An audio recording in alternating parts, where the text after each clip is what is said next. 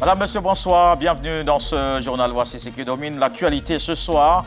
Fin ce samedi du Massa 2026. Pendant une semaine, la Côte d'Ivoire était le cœur des arts du spectacle. La Biennale a innové sur plusieurs aspects, donnant ainsi un contenu varié à ce marché qui a attiré du monde au Palais de la Culture comme sur les autres scènes.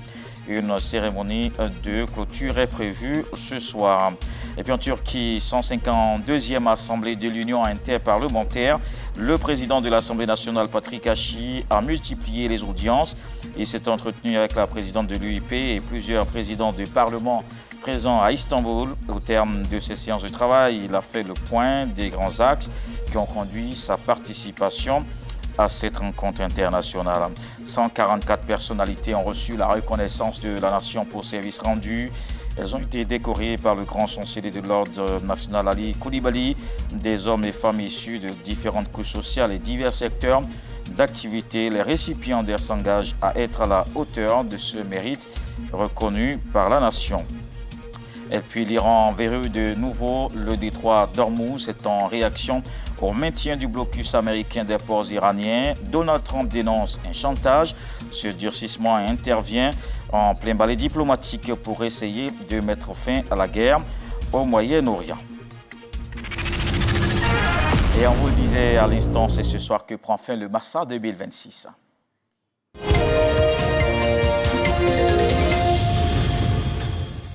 C'est un événement qui a rassemblé du monde en Côte d'Ivoire pendant une semaine. Le Massa prend fin donc ce soir. Après une semaine d'intenses activités autour des arts, du spectacle, des membres du gouvernement, des tourneurs, des acheteurs et spectateurs ont été à tous les rendez-vous de ce marché africain. Et justement, là, on parlait de la culture de Treichville pour retrouver Régis Kofi qui est en duplex avec nous. Régis, bonsoir. Quelle est l'ambiance à l'heure de la clôture ?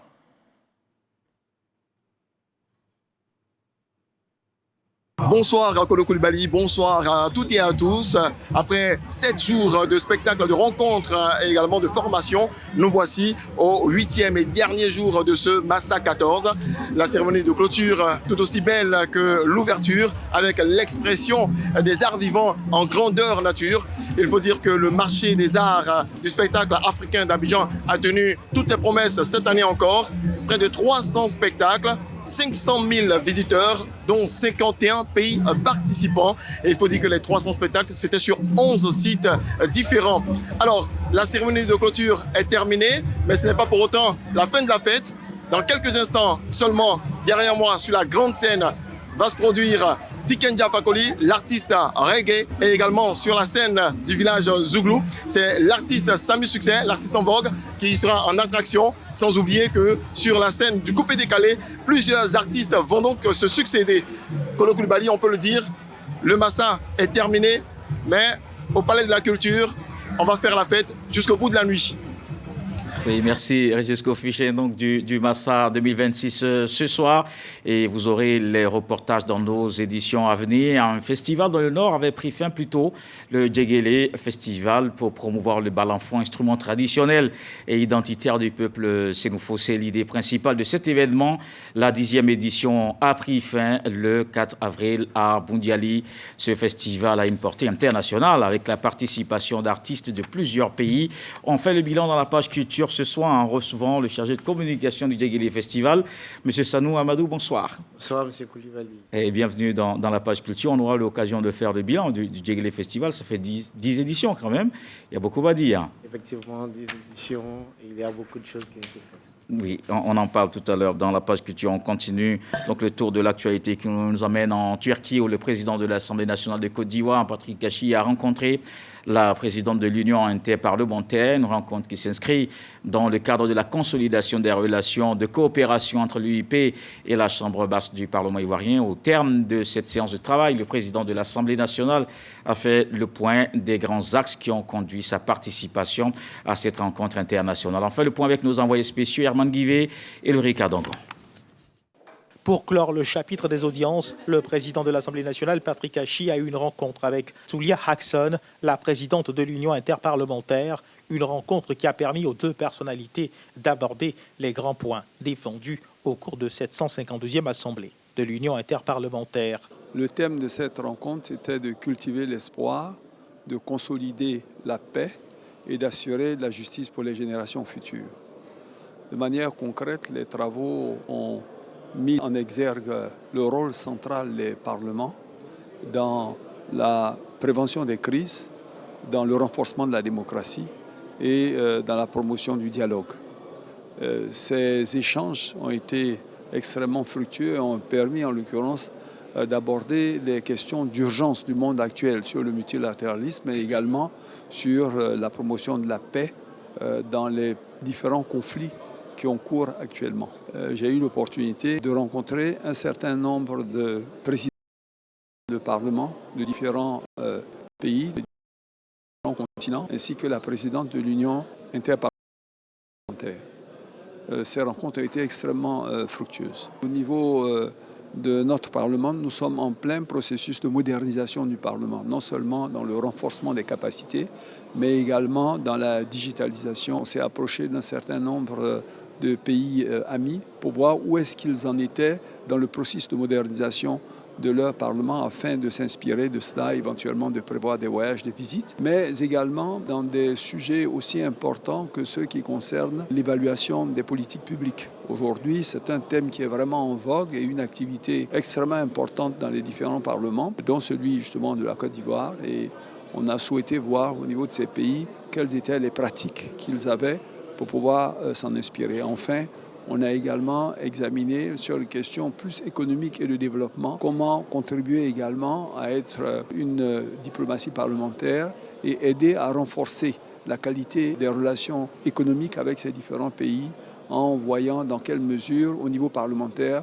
nous pouvions influer sur l'exécutif pour pouvoir s'assurer que les commissions mixtes se rencontrent régulièrement et que les accords qui sont signés sont effectivement mis en œuvre. La 152e Assemblée de l'Union interparlementaire s'achèvera le 19 avril 2026 avec l'élection de la secrétaire générale de l'organisation. Et là-bas en Turquie, Eman Guivé nous apprend aussi que le président de l'Assemblée nationale a multiplié les audiences dans le cadre de la diplomatie parlementaire. Patrick Ashi s'est entretenu avec plusieurs présidents de parlement présents à Istanbul. Istanbul, en Turquie, Hande Philippe, candidate au poste de secrétaire général de l'UIP, a été reçue par le président de l'Assemblée nationale, Patrick Ashi, pour lui partager sa vision si elle venait à être élue à ce poste. Titulaire d'une licence de philologie anglais et français, Hande Philippe, ancienne diplomate, a servi au sein du ministère roumain des Affaires étrangères. Une délégation de parlementaires chinois conduite par Tian Sun-jun, diplomate de haut rang reçu par le président de l'Assemblée nationale, Patrick Ashi. Tian Sun-jun et Patrick Ashi, le président de l'Assemblée nationale, ont abordé la dynamique qui soutient la collaboration entre la Chine et la Côte d'Ivoire. Ambassadeur de Chine en Afrique du Sud entre 2012 et 2017, il a également occupé le poste de vice-président du comité à l'éducation, la science, la culture et la santé de l'Assemblée populaire nationale de Chine. Le président de l'Assemblée nationale de Côte d'Ivoire, Patrick Ashi, a également reçu une délégation indonésienne conduite par le docteur Sianul Haidi Mahadza, membre du Conseil représentatif du peuple d'Indonésie. La délégation indonésienne s'est réjouie de ce cadre de rencontre. Étant donné que nous faisons partie du groupe d'amitié parlementaire, nous parlons des perspectives que les deux parlements pourraient mettre en place, des accords que nous pourrons mettre en place pour pouvoir parfaire ces différentes collaborations mentionnées dans l'industrie du cacao. Et nous avons parlé de comment est-ce que nous pourrons ensemble trouver des moyens de collaboration, que ce soit pour la production en masse ou pour la transformation du cacao au niveau local. Le président de l'Assemblée nationale, Patrick Ashi, s'est ensuite entretenu avec une délégation de parlementaires venus des Émirats arabes unis, occasion pour les délégations ivoiriennes et émiraties de saluer le leadership du président Alassane Ouattara ainsi que celui de son Altesse Cheikh Mohammed Ben Zayed Al Nahyan, président des Émirats arabes unis, pour leur vision en matière de développement, de stabilité et d'ouverture économique. Occasion pour le président de l'Assemblée nationale de Côte d'Ivoire d'affirmer sa volonté de renforcer la coopération entre les deux institutions parlementaires, notamment à travers la diplomatie parlementaire et la dynamisation des groupes d'amitié. Patrick Ashi, le président de l'Assemblée nationale, s'est aussi entretenu avec Mohamed Ould Errachid, président de la Chambre des conseillers du Maroc. Opportunité pour les deux parties d'exprimer leur volonté quant à l'intensification de leurs échanges sur les questions d'intérêt commun. Opportunité saisie par le président du Sénat marocain pour solliciter le soutien du Parlement ivoirien à la candidature du candidat du Maroc pour l'élection du président du Parlement panafricain qui se tiendra en Afrique du Sud du 28 au 30 avril prochain. Nous avons parcouru un peu l'état de nos relations entre la Côte d'Ivoire et le Maroc qui sont excellentes, comme vous le savez, dans tous les domaines. Et nous avons également décidé de nous voir ultérieurement au Maroc pour pouvoir approfondir les réflexions sur d'autres domaines dans lesquels nous pourrions continuer à approfondir ces relations-là. Quel que soit le lieu où on se rencontre, c'est toujours une bonne occasion de parler à nouveau de ces relations extrêmement bonnes entre nos deux pays et bien sûr entre le président, son Excellence Alassane Ouattara, et Sa Majesté le roi Mohamed VI. Le président de l'Assemblée nationale, Patrick Achi, a eu une rencontre avec Godswill Akpabio, président du Sénat nigérian. La fraternité entre la Côte d'Ivoire et le Nigeria, mis en exergue. Le président de l'Assemblée nationale, Patrick Achi, et celui du Sénat du Nigeria, Godswill Akpabio, ont réitéré leur volonté d'accroître leur champ de coopération dans le domaine parlementaire, mais aussi de faire des propositions pour la mise en œuvre de grands projets au bénéfice de leur population. Et retour ici en Côte d'Ivoire, je vous conduis maintenant à la grande chancellerie de l'Ordre national qui a ouvert ses portes pour sa première cérémonie annuelle de décoration. Plus de 100 personnes ont été distinguées. La nation salue leur contribution au rayonnement du pays. Les récipiendaires ont pris l'engagement de continuer de servir de modèle. Marlène Zokolo, Nousangaré, Bachid Kader. Sur les visages, la fierté se mêle à la gratitude. Au-delà d'une décoration, ces médailles symbolisent l'aboutissement de plusieurs années de dévouement. Aujourd'hui, c'est la plus haute distinction de Côte d'Ivoire. C'est l'institution dédiée à la distinction des personnalités qui nous distinguent aujourd'hui. Aujourd'hui, j'ai été distingué par l'État de Côte d'Ivoire. Je leur dis merci. Je tiens à dire à la jeunesse que rien n'est tard. Dans la vie, il faut croire en toi-même. Et le résultat, ça se paiera cash. C'est vraiment le fruit de la reconnaissance, du travail que nous abattons chaque jour pour les objectifs du ministère. Mais au-delà de la satisfaction personnelle, ces modèles de réussite voient en cette distinction un levier pour l'avenir. Partout dans les rangs, un même défi, celui de la transmission et du courage. Avoir une reconnaissance officielle de son pays, c'est un sentiment de fierté et en même temps, c'est un défi à continuer à œuvrer pour apporter sa pierre à l'édifice national. Aujourd'hui, en recevant cette médaille, pour moi c'est un honneur, c'est une fierté. Avec cette première vague de décorations, la grande chancellerie réaffirme sa mission, celle de bâtir une nation forte en célébrant ses forces vives. Il nous est donné de remettre au nom de son Excellence, Monsieur le Président de la République, grand maître de nos ordres, des décorations à des compatriotes issus de différentes couches sociales et aux profils professionnels diversifiés. Ces hommes et ces femmes, au nombre de 144, dont 2 à titre posthume, ont été proposés par les soins de nos conseils et adoubés par la seule instance de validation en la matière. Ces distinctions viennent rappeler à tous que le travail et le dévouement pour la patrie sont toujours porteurs de fruits. Allons chez le médiateur de la République qui a reçu en audience le président du Conseil économique et social, Jean Akaolé, et les ministres Sanson Kambile et Amadou Koulibaly, des rencontres qui s'inscrivent dans une dynamique de concertation institutionnelle, des échanges pour renforcer le rôle de médiation au service de la cohésion sociale. Nousangaré. Après sa prise de fonction le 10 avril dernier, Gaoussou Touré ouvre les portes de son institution aux hautes personnalités de la République. Le premier à être reçu par le médiateur de la République est le président du CESEC, Eugène Akaawele. Les deux personnalités ont planché sur la collaboration entre les deux institutions. Amadou Koulibaly, ministre de la Communication et porte-parole du gouvernement, s'est rendu chez le médiateur de la République pour une séance de travail. À sa suite, Sanson Kambile a également été reçu par Gaoussou Touré. Le garde des Sceaux, ministre de la Justice et des Droits de l'Homme, a aussi eu, avec le médiateur de la République, des échanges cordiaux. Le médiateur de la République est une autorité indépendante chargée de régler à l'amiable les différends entre les citoyens et l'administration publique. Ses missions principales incluent la protection des droits des usagers, le renforcement de la cohésion sociale et la conciliation dans le conflit communautaire ou foncier. On reste avec nous, Sangari, pour l'Institut d'études stratégiques et de défense qui a ouvert à Sini les travaux de la 4e session nationale stratégique. Les forces de défense et de sécurité, acteurs publics et privés, le monde universitaire évoquent les défis majeurs liés à la souveraineté et à la sécurité économique du pays. La Côte d'Ivoire qui veut renforcer ses acquis. L'intelligence économique, levier de sécurité et de développement pour la Côte d'Ivoire. C'est la thématique de la 4e session nationale stratégique. Experts, décideurs publics, acteurs du secteur privé et universitaire prennent part à cette rencontre d'envergure. Il ne peut y avoir de développement sans sécurité, ni de sécurité sans développement. Fin de citation. C'est précisément à cette exigence que nous sommes convoqués ici. L'intelligence économique n'est pas une fin en soi, elle est l'instrument par lequel un État comme le nôtre peut simultanément protéger ce qu'il a construit et préparer ce qu'il ambitionne de devenir.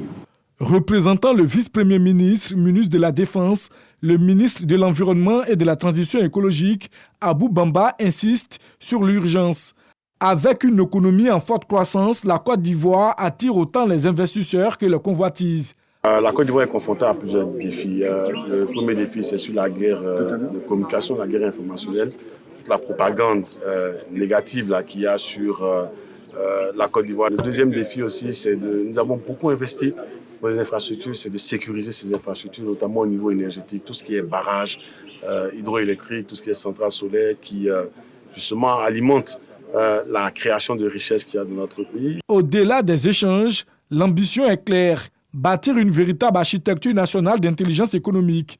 Cette session stratégique nationale, qui se tient sur 4 jours, vise à doter la Côte d'Ivoire d'un véritable bouclier stratégique, capable de protéger ses intérêts et de consolider son rôle de puissance économique en Afrique de l'Ouest à l'horizon 2030. Et la Côte d'Ivoire décline aussi ses 5 priorités en Mauritanie à la 34e conférence régionale de la FAO à Nouakchott. Les ministres Bruno Nabadie-Kone et Adama Kamara prennent part aux travaux, des travaux qui ont porté sur la transformation des systèmes agroalimentaires en Afrique. La Côte d'Ivoire mise sur l'exploitation du numérique agricole et une assurance retraite pour les producteurs. Lansine Bakayoko.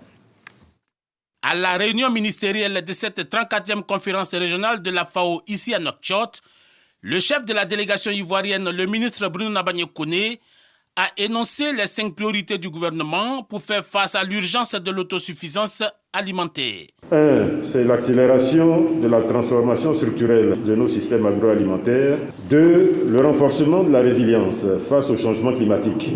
3. L'approfondissement de l'intégration régionale en vue de bâtir des marchés agricoles plus résilients et plus complémentaires. 4. L'intégration du levier du numérique pour stimuler la productivité. Et 5. La promotion des approches intégrées incluant l'économie bleue afin de mieux valoriser les ressources halieutiques et aquacoles tout en sécurisant durablement les moyens de subsistance des communautés rurales et côtières. Sur la question de la protection sociale, le ministre de l'Emploi, de la Protection sociale et de la formation professionnelle Adama Kamara plaide pour une meilleure intégration de cette dimension dans les projets et programmes dédiés au monde agricole. Un système agricole ne peut être performant que si les femmes et les hommes qui le font fonctionner sont eux-mêmes sécurisés. C'est le lieu de remercier au nom du gouvernement de la Côte d'Ivoire, la FAO. C'est à travers ce type de partenariat que nous ferons de la protection sociale un pilier à part entière de la transformation de nos systèmes agroalimentaires, notamment assurer une meilleure cohérence entre politique agricole, sociale, climatique et environnementale, étendre effectivement la protection sociale aux travailleurs ruraux et du secteur informel, promouvoir des approches intégrées, combinant soutien aux revenus et inclusion productive. En marge de cette conférence régionale, les ministres Bruno Nabadie-Kone et Adama Kamara ont été reçus en audience par le directeur général de la FAO, Kiou Dongiou. La question de la protection sociale des agriculteurs ainsi que le renforcement de l'appui de la FAO au développement d'une agriculture durable ont été au cœur des échanges. À travers sa participation à cette 34e conférence régionale, La Côte d'Ivoire entend consolider son statut de puissance agricole de référence à l'échelle africaine et mondiale. En économie, les dividendes reversés à l'État ont augmenté de 34 à 97 milliards de francs CFA en 2024. De bons résultats enregistrés par les entreprises publiques que salue la ministre Mayatou Kone. Elle appelle à renforcer la gouvernance. On en parle avec Lansine Bakayoko. De 2718 milliards de francs CFA en 2021, le chiffre d'affaires global des entreprises publiques est passé à 4728 milliards de francs CFA en 2025, traduisant une croissance soutenue. Dans le même temps, les résultats nets ont connu une progression significative, évoluant de 78 milliards de francs CFA à 240 milliards de francs CFA, ce qui correspond à un taux de croissance annuel moyen de 32%. Enfin, les dividendes reversés à l'État ont été multipliés par 2,8, passant de 34 milliards de francs CFA en 2021 à 97 milliards de francs CFA en 2024. Ces performances sont le résultat des réformes engagées et des efforts fournis par les dirigeants sociaux. La performance de l'entreprise n'est pas qu'une donnée financière ou le résultat d'un pilotage financier. Elle doit être perçue de manière holistique, incluant la responsabilité sociétale, sociale, le bien-être des agents et l'engagement collectif. Malgré ces avancées, des faiblesses persistantes subsistent, en l'occurrence l'insuffisance en matière de gouvernance, notamment le non-respect des délais de transmission des budgets, ainsi que le manque de suivi des recommandations issues des audits. Ces pratiques nuisent à la transparence et à l'efficacité globale du système. Les entreprises publiques constituent des leviers essentiels de mise en œuvre des politiques publiques et de transformation économique. L'État entend pleinement assumer son rôle d'actionnaire stratège, responsable et exigeant, en veillant à une gestion performante, transparente et exemplaire du portefeuille public. Les entreprises publiques dépourvues de plans stratégiques devraient se mettre en conformité sans délai. Au CHU de Treichville, une fillette victime de violence est actuellement prise en charge. La ministre de la Femme, de la Famille et de l'Enfant était à son chevet. Elle rassure sur le suivi médical et rappelle l'engagement de l'État en faveur de la protection des enfants. Dorcas Akishi Didienguessa. CHU de Treichville, service de gynécologie. Déborah, une fillette de 3 ans, y est internée depuis quelques jours. Elle a été victime d'un viol commis par un enfant de 12 ans, membre de la même famille. Elle bénéficie gratuitement de soins dans le cadre du programme de couverture maladie universelle destiné aux enfants de 0 à 6 ans. Le directeur de l'établissement sanitaire précise les contours de cet accompagnement médical. La petite a eu un moins de mal parce qu'il y a eu une réaction rapide des services de gynéco. Nous remercions la promptitude avec laquelle nos équipes ont pu gérer cette situation. Au niveau médical, nous allons continuer de suivre la petite. Au-delà du suivi médical, c'est toute la mécanique de protection de l'État qui s'est mise en marche. Le ministère de la Femme, de la Famille et de l'Enfant évoque un dispositif construit sur plusieurs années, le numéro vert 116, des directions régionales actives sur l'ensemble du territoire et un ancrage dans la politique sociale portée au plus haut niveau de l'État. La partie désolante, c'est la violence d'un enfant sur un enfant. Et cet enfant devrait être pris en charge et sera pris en charge par l'État de Côte d'Ivoire pour savoir qu'est-ce qui l'a amené à faire ça. Peut-être que c'est un problème de santé qui peut être la santé physique ou la santé mentale. Et on sera accompagné par le ministre Demba Pierre pour s'occuper du petit. 2 mineurs, une enfance brisée, une autre en questionnement. L'État s'engage à ne laisser ni l'un ni l'autre sans réponse. On protège tous donc les enfants. Dans l'actualité politique, maintenant ce soir, le PDCI RDR célèbre ses 80 ans. C'est à Yamoussoukro, ville natale de Félix Houphouët-Boigny, que l'événement s'est tenu. Après Abidjan, l'étape de la capitale politique marque la phase des festivités dans plusieurs villes. La célébration a été marquée par la décoration de 5 militants de première heure du district autonome de Yamoussoukro. Charles Tatou. Le PDCI-RDA marque sa vitalité à travers la célébration de ses 80 ans d'existence. Après Abidjan, la direction du plus vieux parti de Côte d'Ivoire vient de lancer sa fête tournante à Yamoussoukro. Le début, c'est le PDCI. Le PDCI a fait ce qu'il devrait faire, a rendu la Côte d'Ivoire une Côte d'Ivoire moderne, On remercie le Seigneur, on remercie le président Félix Houphouët-Boigny. 80 ans pour un parti politique, c'est des choses qu'il faut marquer. Ainsi donc, le président Tidiane Thiam a décidé que les 80 ans du PDCI-RDA soient commémorés partout en Côte d'Ivoire, parce que le PDCI est un parti national. La célébration de Yamoussoukro a connu également la présence d'une forte délégation du RHDP conduite par le ministre-gouverneur du district autonome de Yamoussoukro. De même, plusieurs délégations des autres formations politiques de l'opposition y ont pris part. Le secrétaire exécutif en chef, Yapo Calix, n'a pas manqué de saluer leur présence. Messieurs les ministres, gouverneurs du district autonome de Yamoussoukro, et je rectifie, cher aîné Augustin Thiam, chef canton des Akoué, représentant le président de la République, le président Alassane Ouattara, venu à notre invitation à la tête d'une forte délégation.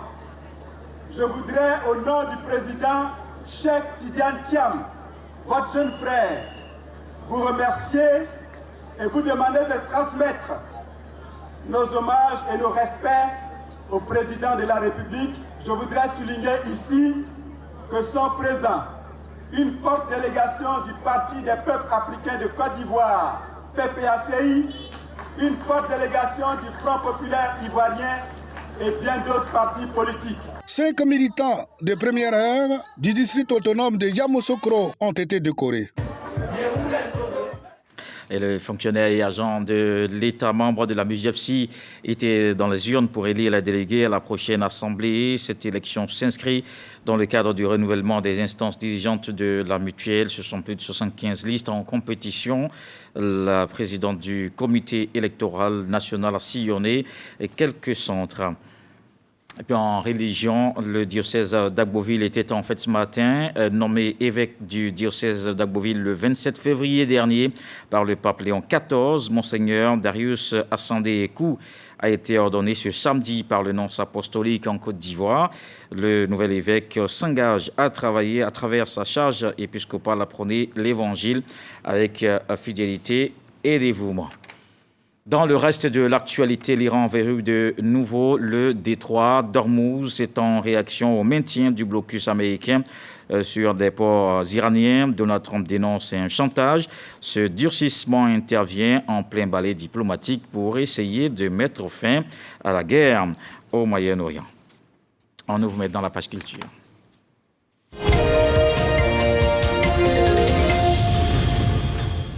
C'est une belle culture avec le Massa qui prend fin ce soir. Pendant une semaine, la Côte d'Ivoire était le cœur des arts du spectacle. La Biennale a innové sur plusieurs aspects, donnant ainsi un contenu varié à ce marché qui a attiré du monde au Palais de la Culture, comme sur d'autres scènes que vous avez pu certainement constater ce soir. Donc le concert de clôture avec Tiken Jah Fakoly.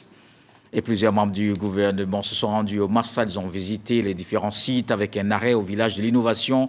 Dans la même dynamique, le ministre Kofi Nguessan a rencontré les jeunes à la salle à Noumambo. On en parle avec Saria Bamba, Hervé Blé. Le Massa 14 bat son plein dans la capitale abidjanaise. Entre opportunités d'affaires, rencontres B2B, spectacles et bien d'autres, le gouvernement ivoirien apporte son soutien. Sendou Fofana, ministre du Tourisme, et Mamadou Touré, parrain de cette édition, échange avec les festivaliers et les jeunes. Tous les jeunes qui sont ici, on travaille très dur pour créer des opportunités, pour pouvoir présenter notre travail aux autorités. C'est un moyen aussi pour les créateurs et toutes les personnes qui sont intéressées par ce domaine d'avoir un peu plus d'inspiration. Quand on sait que les industries culturelles et créatives sont l'émanation d'une certaine jeunesse, la jeunesse africaine a son mot à dire et a toute sa place à prendre. Énormément de jeunes trouvent dans ce Massa soit une opportunité de formation, une opportunité pour se vendre ou une opportunité donc de contact avec des mentors. Le ministre des Transports, Amadou Koné, effectue une visite des différents sites du Massa. Il marque un arrêt au village de l'innovation, village destiné à valoriser et pérenniser le patrimoine culturel africain à travers l'innovation et la créativité. De ce que j'ai entendu, de ce que j'ai vu dehors, évidemment qui se confirme avec toute l'effervescence qu'il y a ici, la qualité de ce que nous avons aussi vu à la télévision, que ce soit les spectacles, les cérémonies, les discussions, les panels qui sont organisés. Et je suis très très heureux de venir ici, voir le village donc de l'innovation. Enfants et adolescents venus de toutes les communes d'Abidjan ont célébré la journée qui leur est dédiée en compagnie du ministre Arcofé Nguessan.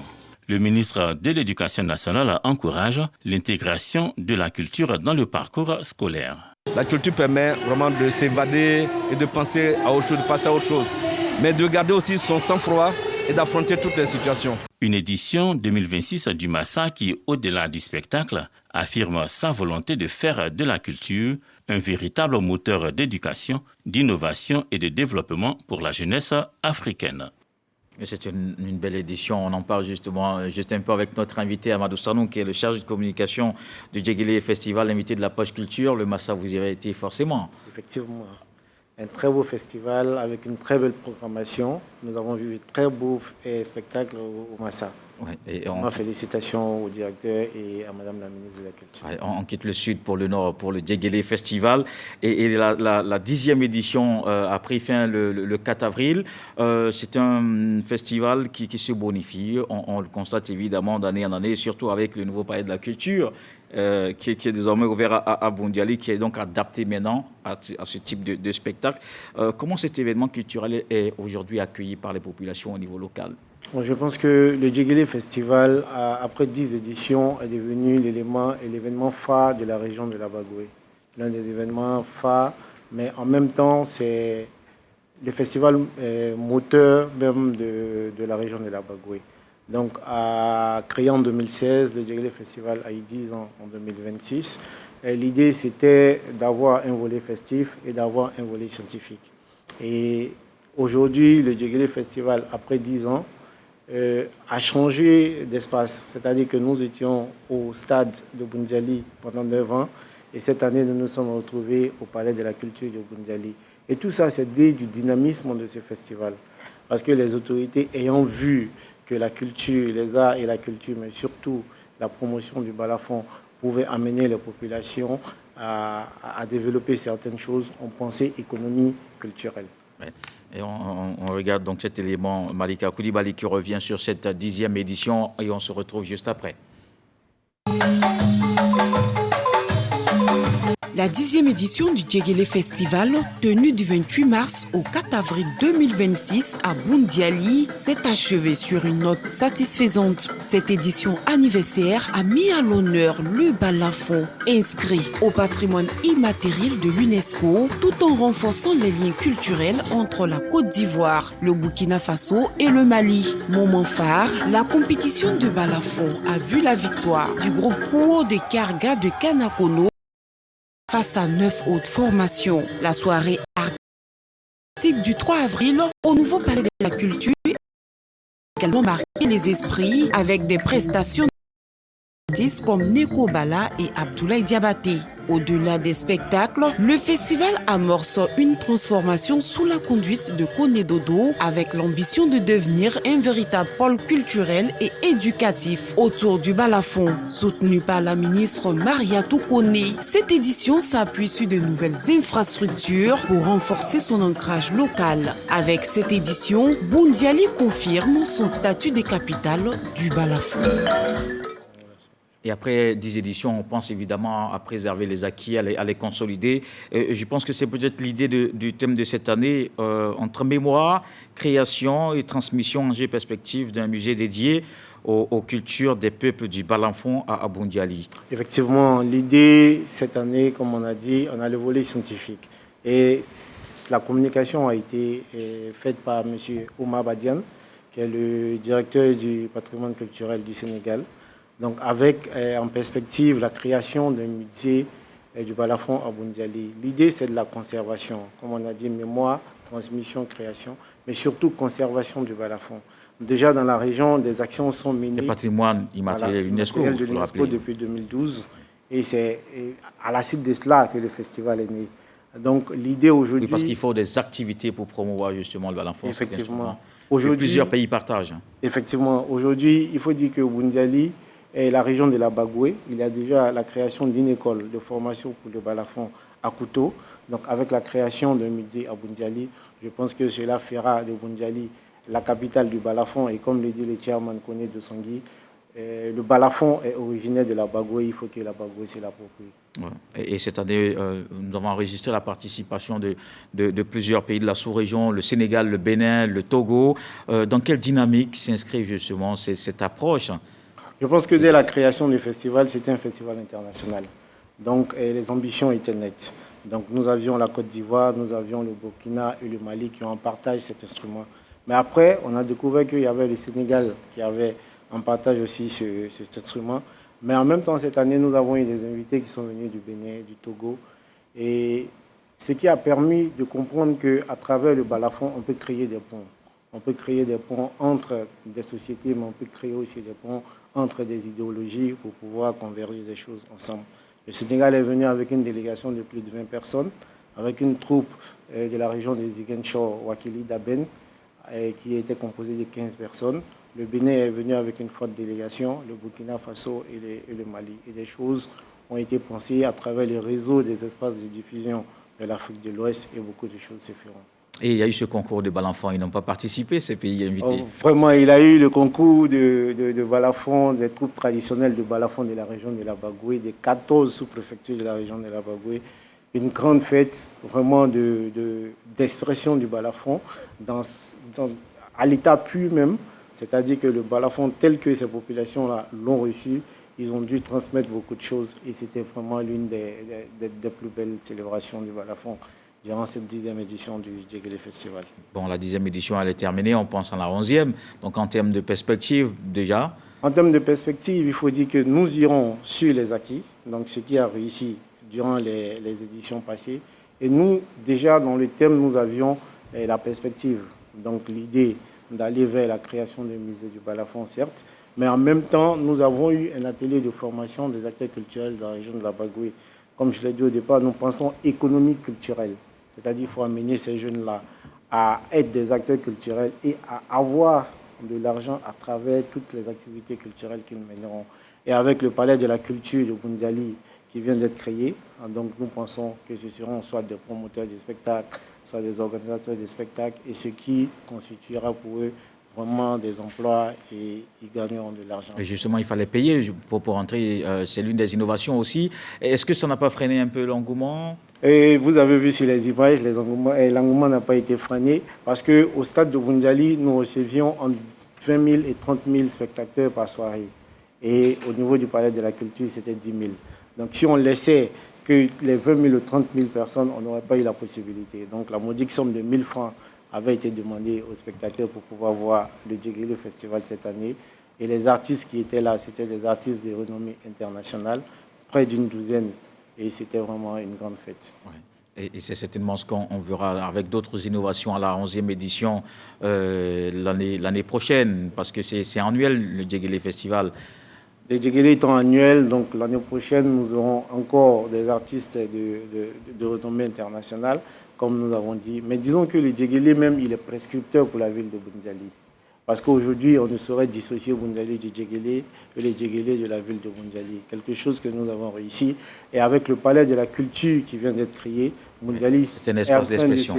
Voilà, positionné comme un hub culturel de toute l'Afrique. Merci Sanou Amadou, chargé de communication de Djegele Festival qui vient de prendre fin à Boundiali. C'était le 4 avril dernier. Voilà qui met terme à ce journal. Merci de l'avoir suivi. Retour de l'actualité 23h ce soir. Le sage nous apprend que quand c'est le bon chemin, il n'est jamais trop long. Dieu le voulant, on se retrouve demain.